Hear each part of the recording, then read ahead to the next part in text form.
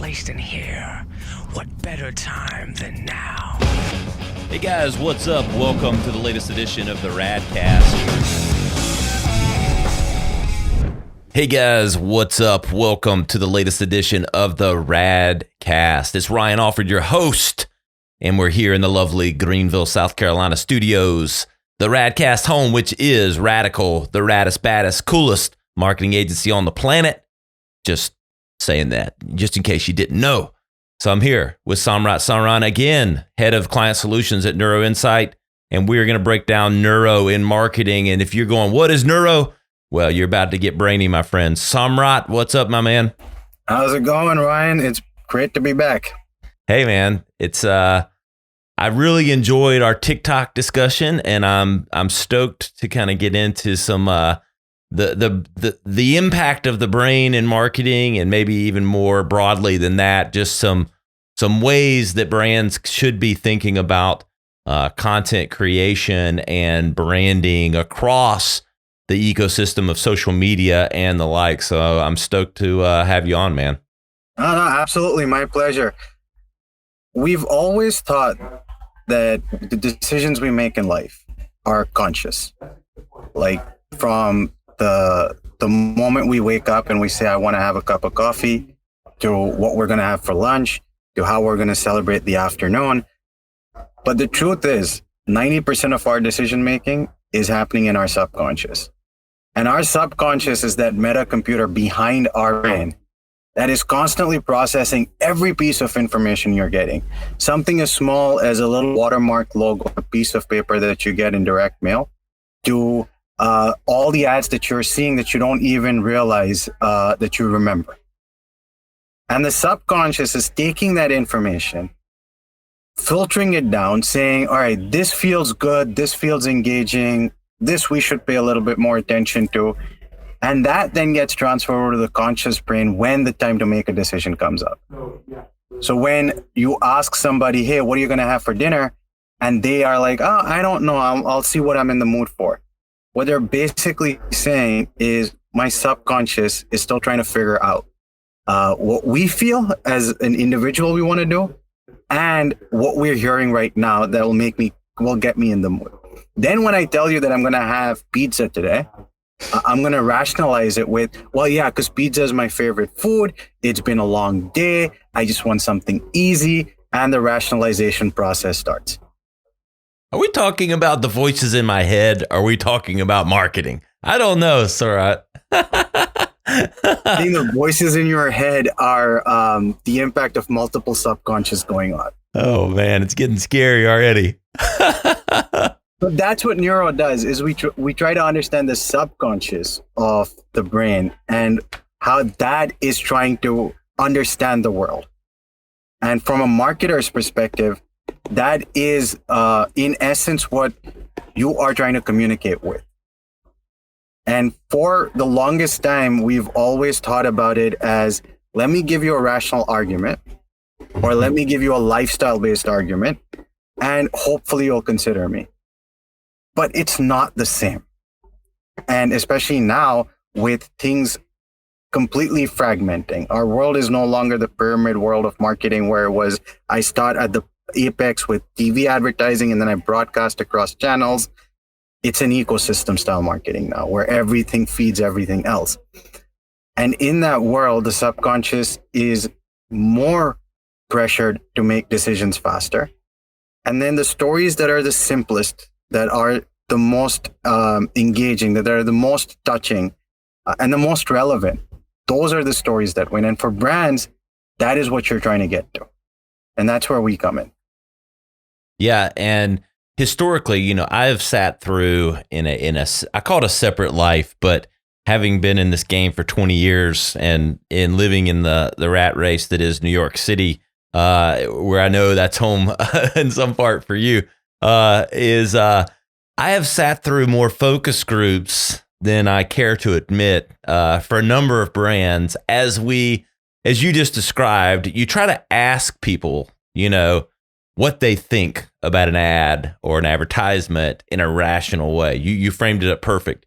So you ask people, hey, we're going to show you 5 ads, and we want you to get your natural reactions to them. And it's always felt a bit flawed. I felt like depending on the client that we were working with, we could work the room whichever way we wanted. What concept do we really want to sell in here? I could almost tell what was going to happen before it happened. Go figure.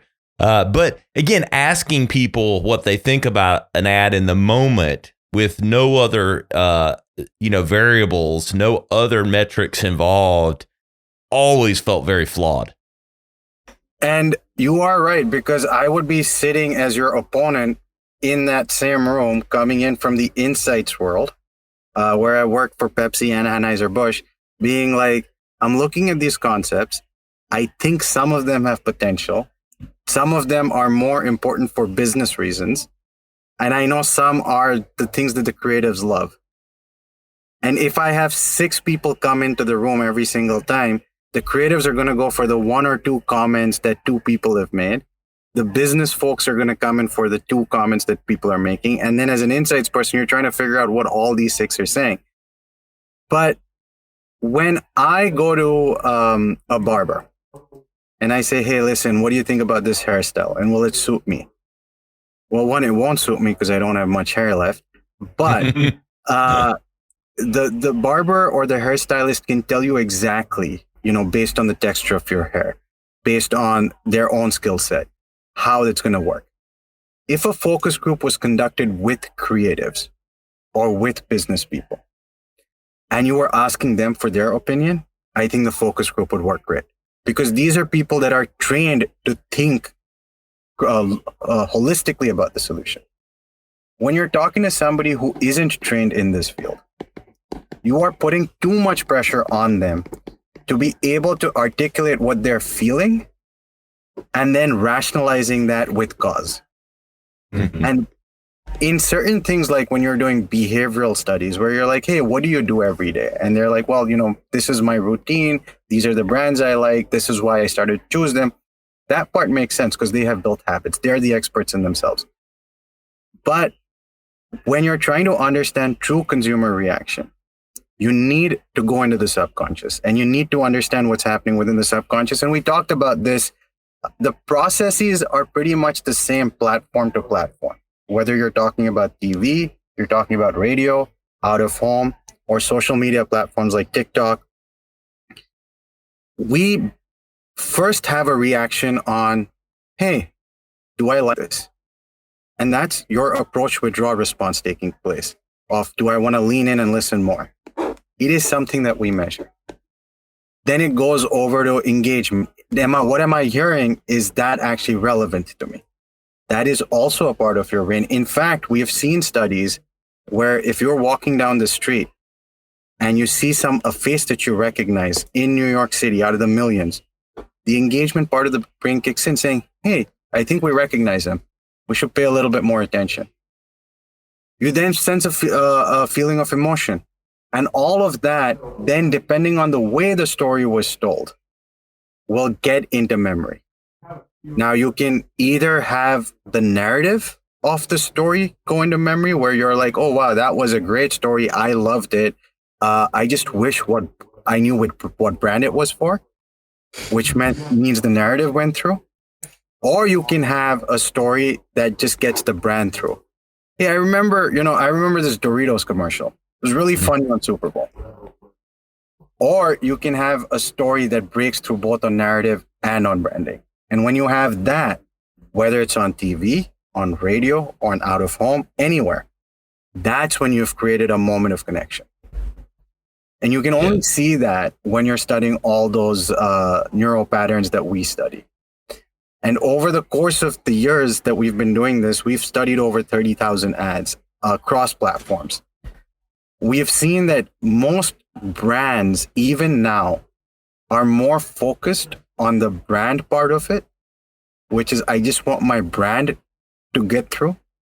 The creatives are always focused on the narrative side of things, and you're hoping this fight will get the story to become better. But most often than not, it actually ends up tilting one way or the other. And I'm sure you have great stories on this as well. Oh my God.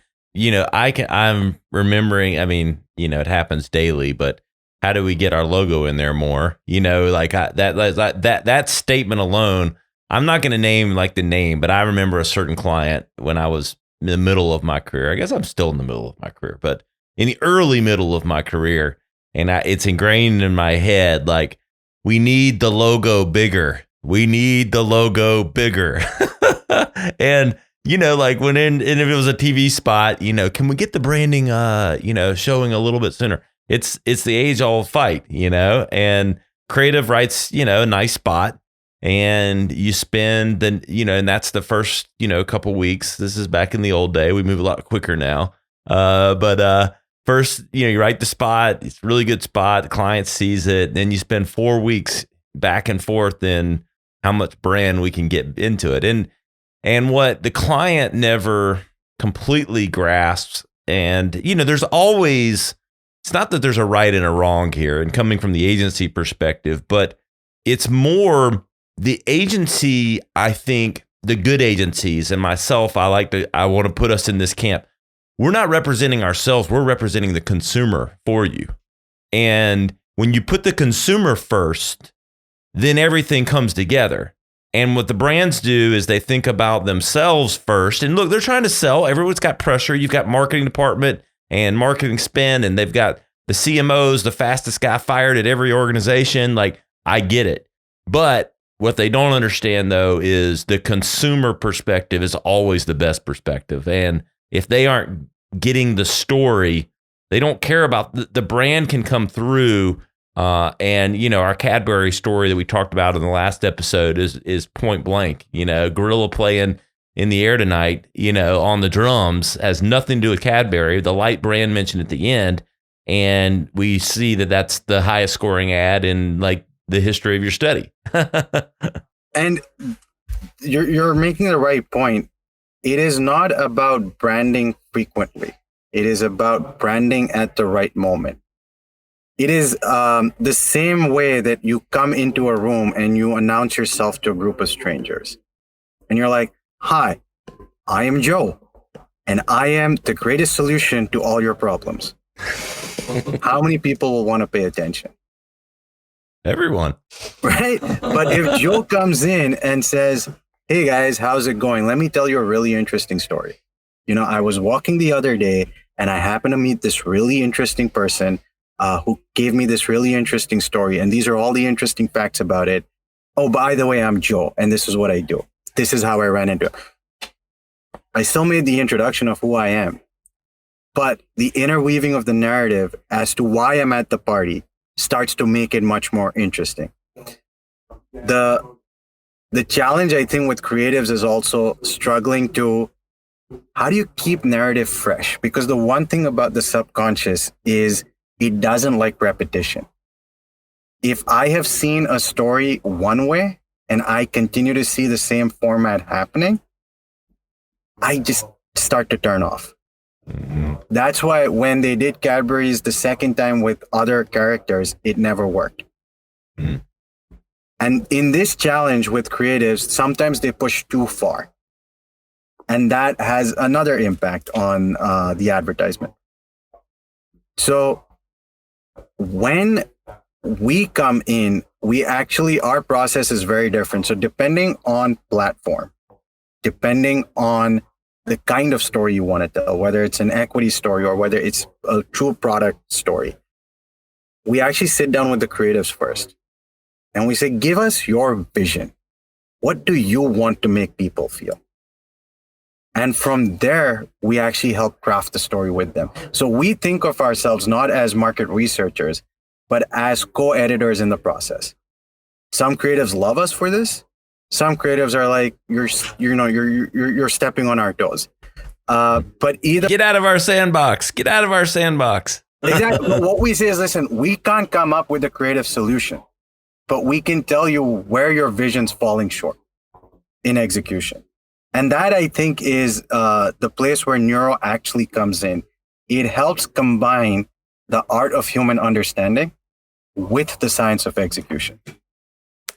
And that has been that missing link within the industry. And you probably have seen this as well.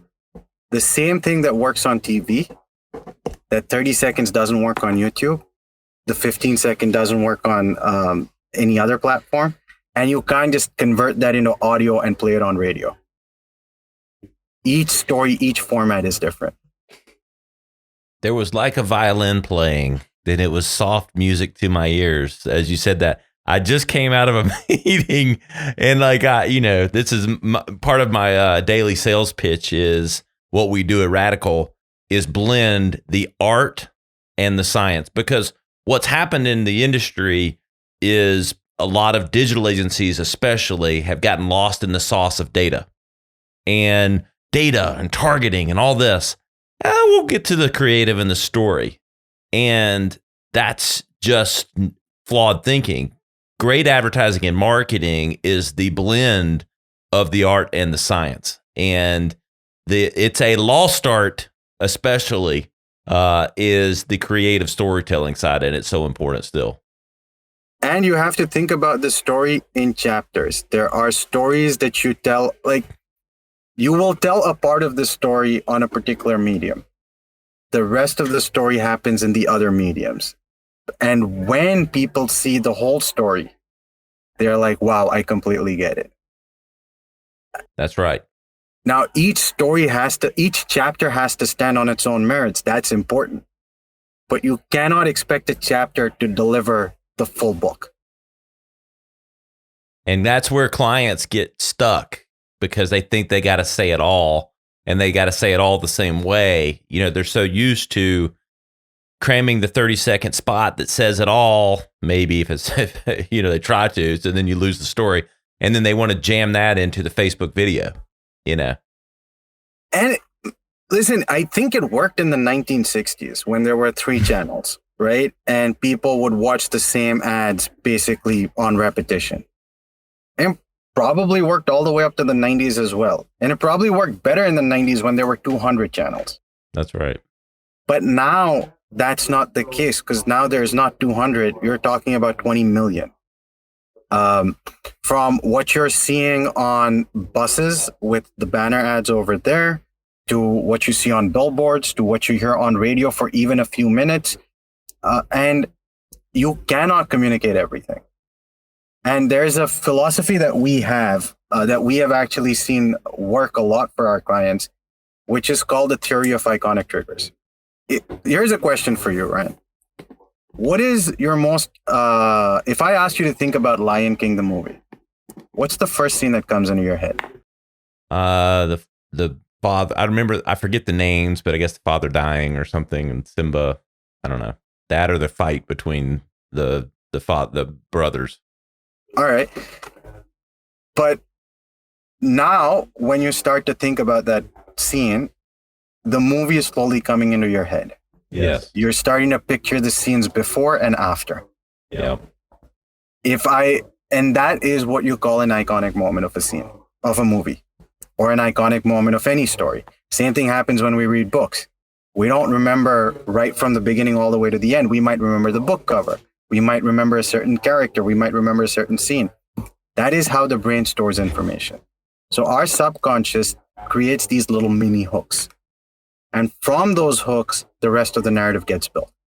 If you actually thought of your advertising the same way, create mini hooks that complete the story, but that mini hook is what's common across. It is not the full story that's common. And the way we get to those moments is when we're studying TV advertising, or when we're studying radio, or when we're studying out of home, or actually even digital. We are looking for those most iconic moments of the ad, where all the parts of the subconscious, and this is the subconscious, not what the eyes are looking at or what the face is expressing or what, your sweat glands are sweating more. It's not biometrics. This is your true subconscious. And we're the only ones who can do it.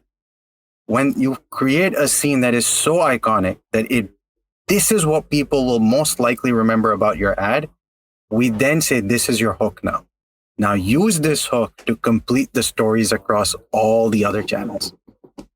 What that does is, if you see it for the first time on digital, you'll see that hook. Now, if you happen to see it on TV, all of a sudden that memory is created even stronger. You see it out of home. Again, the memory is created even stronger. And with a small marketing budget, you have effectively increased your ROI. And you've told a great narrative. And you've made great branding. And these are the ways that you make great marketing happen. It is not when you try and push your logo everywhere. Well, you've got to entertain on some level or create a moment that's entertaining. And, it's interesting when I think about the iconic hooks, I'm going to ask a couple questions myself. So would you consider, so I think of, and we're talking and trying to help, small to medium businesses, narrow down on these things, but I'm going to talk about a big business here for a second. Is the iconic hook for a campaign like Progressive, is it flow? Is she the iconic hook, or is it just the comedic part of each one of those spots? So that is a great question, because an iconic trigger moment could be one of many things. It could be a specific audio cue. It could be a visual face to the brand. It could be the specific climax of a story, or it could even be the introduction sequence.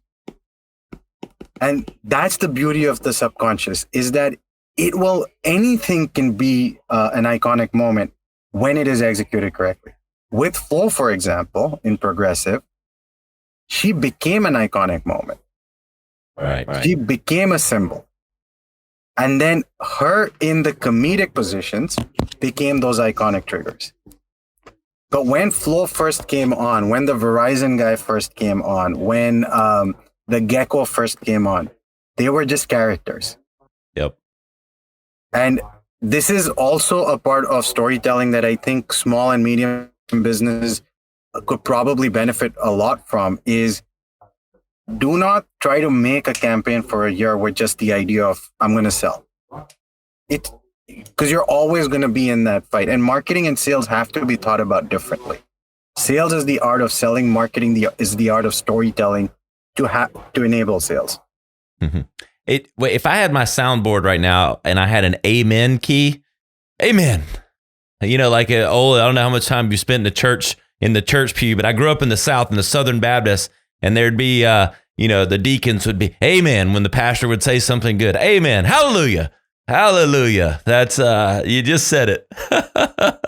So yes, I would have given you a hallelujah and an amen on all of that. You don't know how many times I have to convince client even today that sales and marketing are separate. And unfortunately, when you confuse the two, you don't do justice to both. Yes. And there is a part of marketing that lives within sales that happens at the point of selling and point of buying. But the art of storytelling is not the same. And I have found many examples, and this is not just, it's small and medium businesses, which sometimes I feel are actually much better at sales-driven marketing at the point of buying and selling. But in larger companies where marketers also confuse that when you get into a store, that you should not be doing the same equity-based marketing that you're doing on TV or on a broadcast medium or on social media. And I think that the tension is real because it's happening on both sides, not just from one department. That's right. I see it all the time. So how many times a week do you have to explain the difference between neuro and other forms of research? Probably 3 times a day. My doctors recommended to do it less. But I think neuromarketing, from what I first remember, I was driving back home from the office, and there was a show on the radio talking about neuromarketing. And this was about 10 or 12 years ago. And things have picked up dramatically since then, from people not understanding the concept of neuromarketing to now everyone claiming that they do neuromarketing. I've had people come up and pitch to me while I was at Anheuser-Busch and at Pepsi where, well, we study micro expressions on the face as qualitative focus group moderators, and that's a form of neuromarketing. We'd study eye tracking, and that's a form of neuromarketing. No, it's not, because you're just seeing where the eye is going. Yeah, that's the conscious. That's not the subconscious. Exactly. And just because, so here's a fantastic way of explaining eye tracking to you. Let me give you an encyclopedia, and let me ask you to go through a page. Everything that you have seen on a page, whether it's the picture, the words, does that mean now that it's imprinted in the subconscious brain? No. All it says is where my eyes are going. Those are great for diagnosing when you're doing, packaging design, or when you're doing something that is related to navigation cues. Yeah, website, UI, all that kind of stuff. So it helps you figure out the paths. But beyond that, if you try and use it further in trying to create behavior, it doesn't work. People then talk about running instrumentation that will, study your heart rate and your sweat glands, and they call it galvanic skin response. It is basically a measure of your, at best, arousal. So when you're watching a movie and, it's a horror film and you want to hear something about that, fine, those things could work. But when you're trying to create advertising, when there is a particular point to this story, those systems don't work. And trying to explain to clients that just because somebody claims it's neuro doesn't make it neuro. The same way, just because somebody says that they, understand a little bit of science doesn't make them a doctor. You should be actually asking the question, do you really study the subconscious, or do you study some other part of it? And some measurement of a physical reaction that might be happening, because how you react to something physically versus what you're thinking are many times not exactly the same. Yes. And so when you're working with clients, when I think about, what you guys do and evaluating, especially when we think back to some of the, TikTok work and the Super Bowl work and some of those things, I think about you guys evaluating and help, you put the brain pads on, you're evaluating the subconscious to give people feedback on those things. But are there like, you guys have been doing this a long time, you're the experts in the field. Are there, and I know you did this with some of the TikTok study and things like that, but like, are there takeaways that then you guys bundle for clients in helping them holistically improve their marketing and creative outputs? Are there like, I know every campaign is different. So you've got, you got a writer and an art director, working on a campaign and putting it together, and it's specific to a product or service. But are there, call it, 4 keys, 5 keys, 2 keys? Are there things that you universally kind of recommend to companies or agencies or otherwise in that process? Yeah. So what we do is, first and foremost, we make sure that your branding comes through.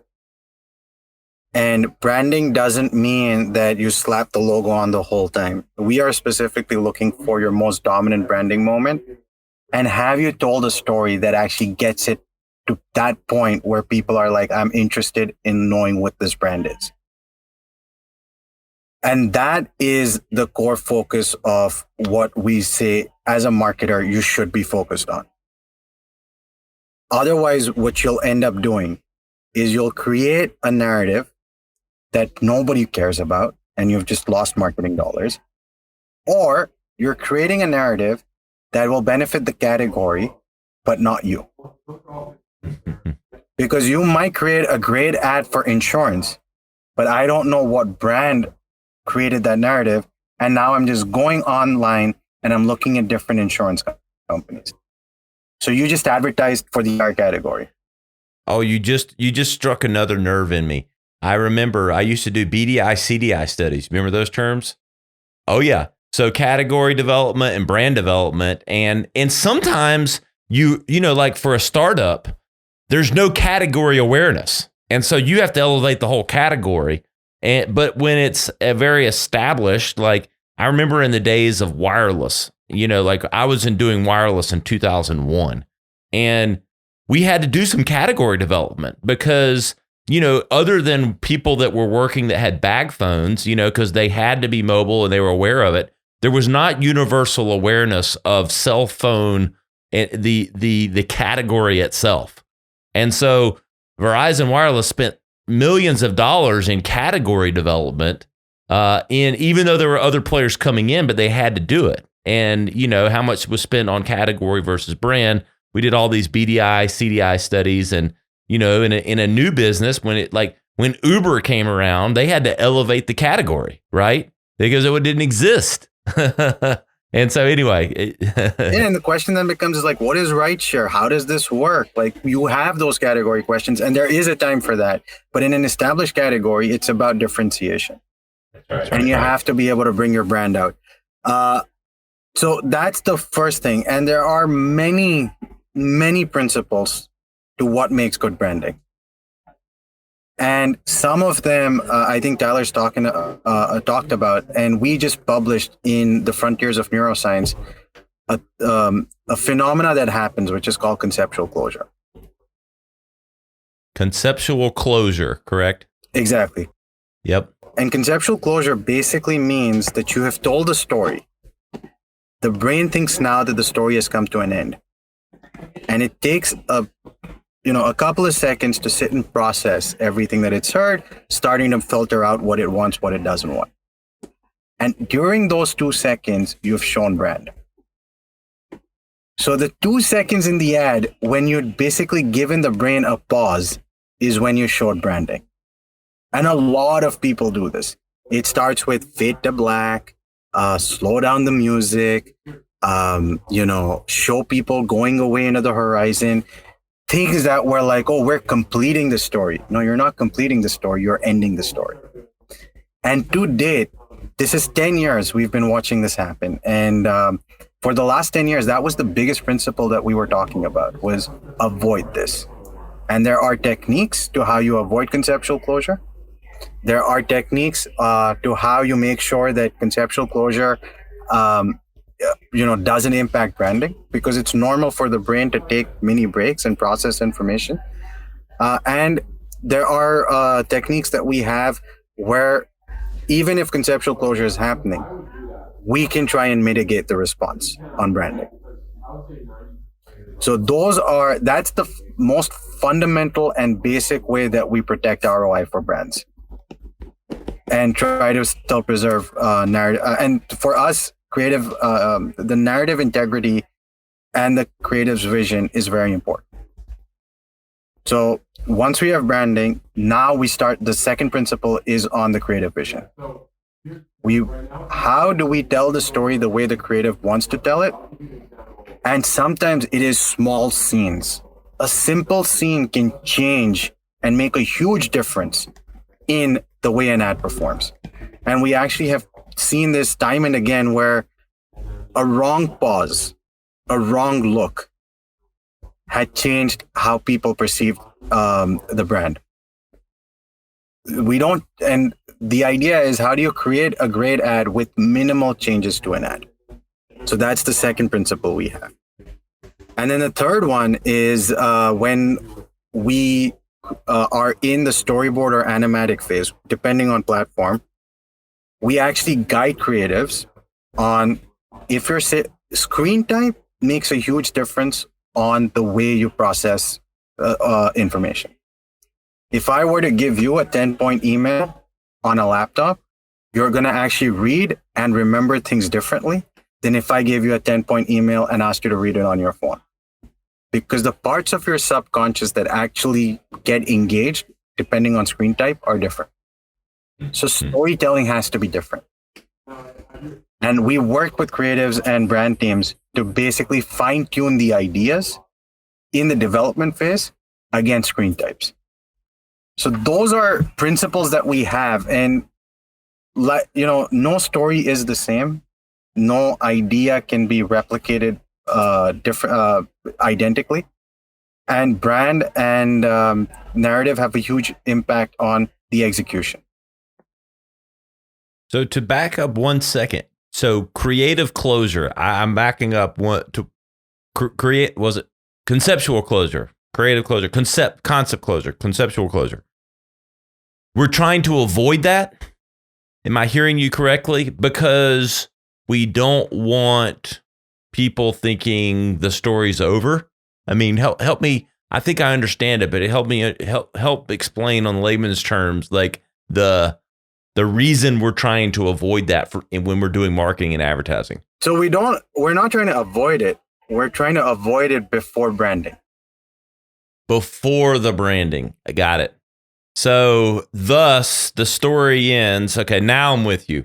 So we just told a funny or sad or interesting story in whatever format, and then we fade to black and show the logo. So it's then because then you're kind of shutting off instead of being included in the message. Is that exactly? And that's the most basic way, because think about movies. You watch your movie, it fades to black, screen credits come on. What do? You leave the screen. Yeah, no one watches the credits. Unless you did something like what Marvel did and said, oh, by the way, there is a scene at the end that you need to wait and watch. Yes. I love that. People waited 5-6 minutes. And I mean, that is, I think that is the magic of storytelling. Like, you create these nuances, and that's the best part about conceptual closure is you think you've solved for conceptual closure because you've done it a few times. But because advertising changes at such a rapid pace, what was causing conceptual closure, and we're creatures of habit. So what was causing conceptual closure in the past couple of years because of a learned habit actually has now changed. So what we saw with ads was there were ads when, you would fade to black and it won't work. But then people started to change to fade to reds or fade to whites, and they stopped working. Then they started to do things where, all right, let me just start the ad with my brand, and let me just avoid this whole issue of conceptual closure. But you give away your brand too early, and all of a sudden people are like, yeah, I'm not interested. So these, the subconscious adapts so quickly. The theories are there. We just have to keep watching on how people change their responses. I love it, man. I think we could talk all day about this.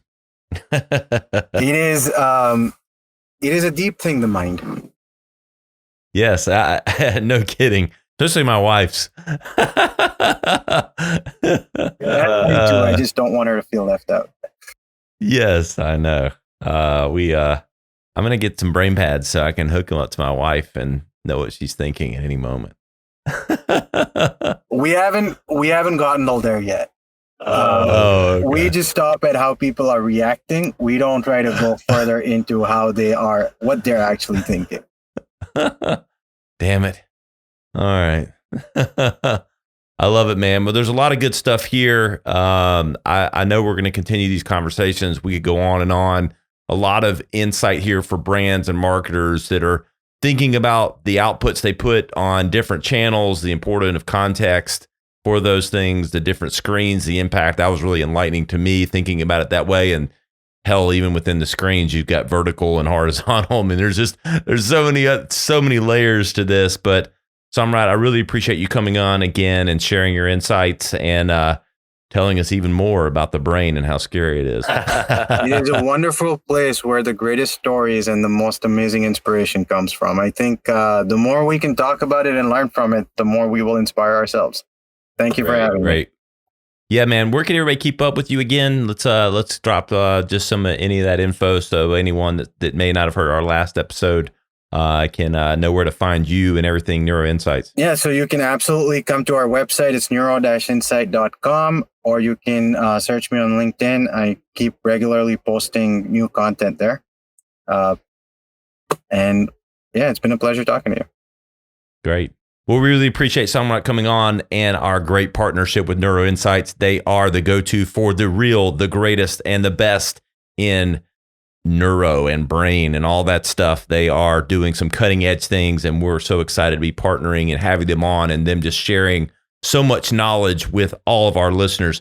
Well, you know where to find us. We're at the.rad.cast on Instagram, theradcast.com. We've got a new website launching here in the next few days. You're going to be able to find all of our content. You can search for anything, any topic that you want. You can search for neuro. You'll find all of our great episodes with Neuro-Insight. You can search for Instagram, anything and everything. We spend a lot of time on really aggregating all of the content we've brought to life on the Radcast. So be on the lookout for that. You know where to find me on Instagram. I'm at Ryan Alford on all the platforms, and we'll see you next time.